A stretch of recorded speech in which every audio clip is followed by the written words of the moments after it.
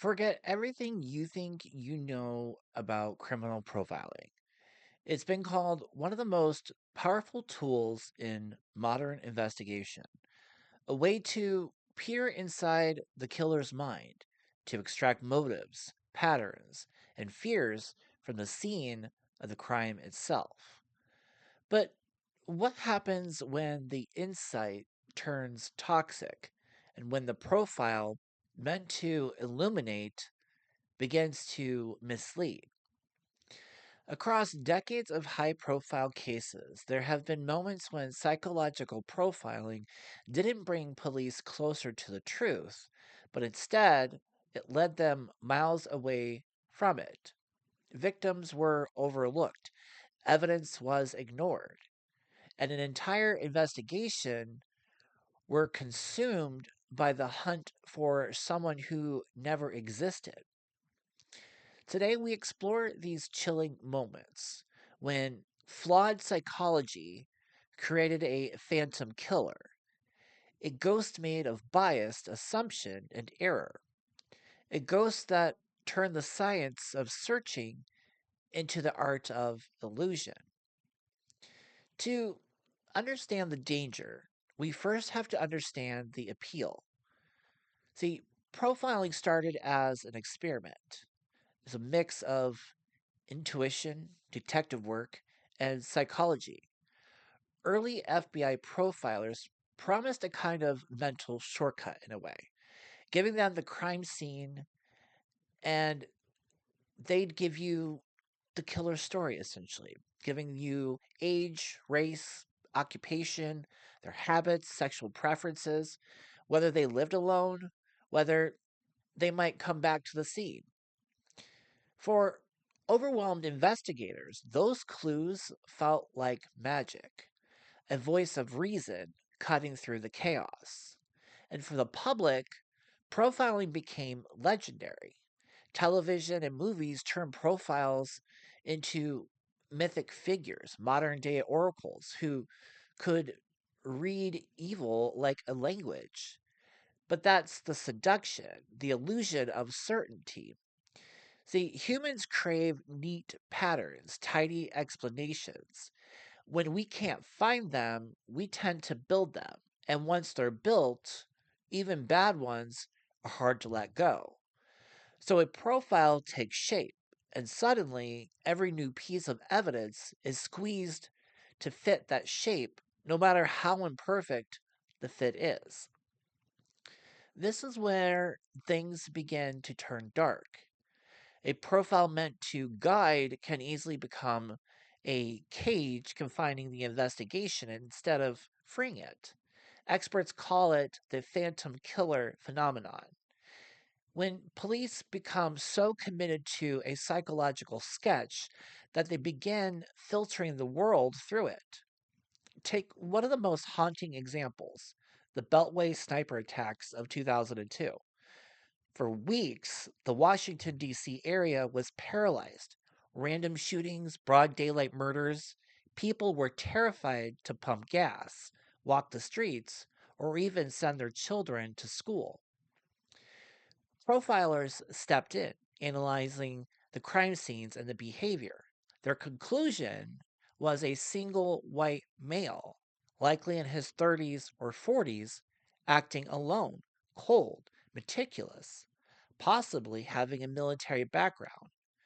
It sounded right, it felt right, it matched the archetype, but it wasn't. Not at all. The real killers, were two black males, John Allen Muhammad and a 17-year-old Lee Boyd Malvo. They were traveling together using a modified car as their mobile sniper's nest. Once that profile gained traction, everything that didn't fit the narrative was then sidelined. Witnesses who described multiple suspects were dismissed as confused. Reports of sightings were labeled as noise. And this is how confirmation bias works. We look for the evidence that proves we're right and downplay the evidence that says we're wrong. Weeks passed, more victims fell, and all the while, police were chasing a ghost, the phantom born from their own expectations. These aren't just academic mistakes, they're ripples, and they ripple into people's lives. When investigators follow a phantom, real suspects stay hidden. Families are left waiting for news that never comes. The true killer has time to breathe and plan, and obviously they can strike again. And the cost isn't just the emotional, it's enormous in resources.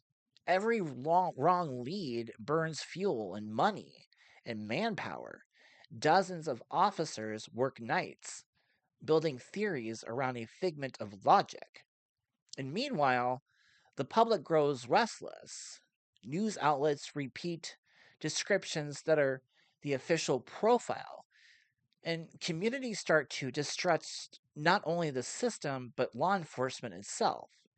And when a profile fails spectacularly and the truth emerges, it doesn't just destroy confidence in the case, it sends a chilling message. Maybe the entire method is flawed. So, how does a scientific tool become so unreliable? See, the first problem lies in the data itself. Profile is shaped from patterns, but if the initial evidence is incomplete, emotional, or simply incorrect, that entire profile becomes poisoned. That's the garbage in, garbage out problem.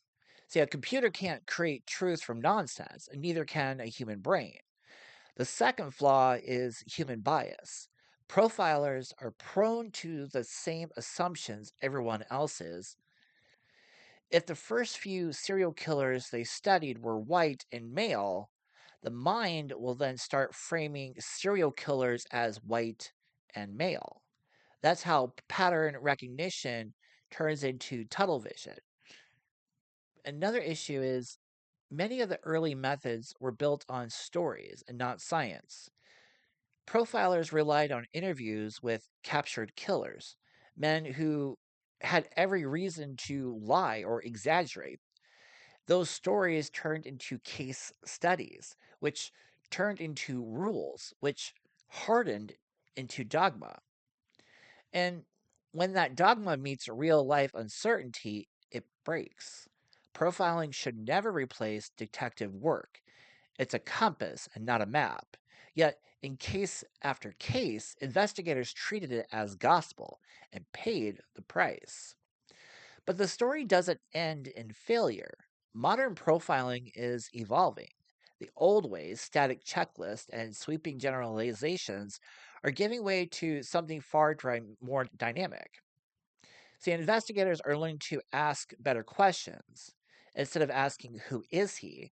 They ask, what behaviors does this evidence reveal? And what choices did the killer make? Behavioral analysis now blends with data science. Analysts use mapping software to pinpoint clusters of activity, narrowing down likely zones where the offenders live or travel. Geography, timing, victim patterns, these create a map of action, not of personality. And perhaps the biggest shift is psychological humility. Modern profilers are trained to confront their own bias, to consider multiple possibilities simultaneously, and to embrace uncertainty rather than stamping it out completely. Today, multidisciplinary teams work side by side. Psychologists, detectives, data analysts, criminologists, testing ideas against evidence before committing to a single vision. Because at the end, the goal isn't just to predict who someone is, it's to understand what happened and why. And the lesson of the Phantom Killer reminds us that the moment we stop questioning our own theories is the moment that we become certain, and that's when the real danger begins.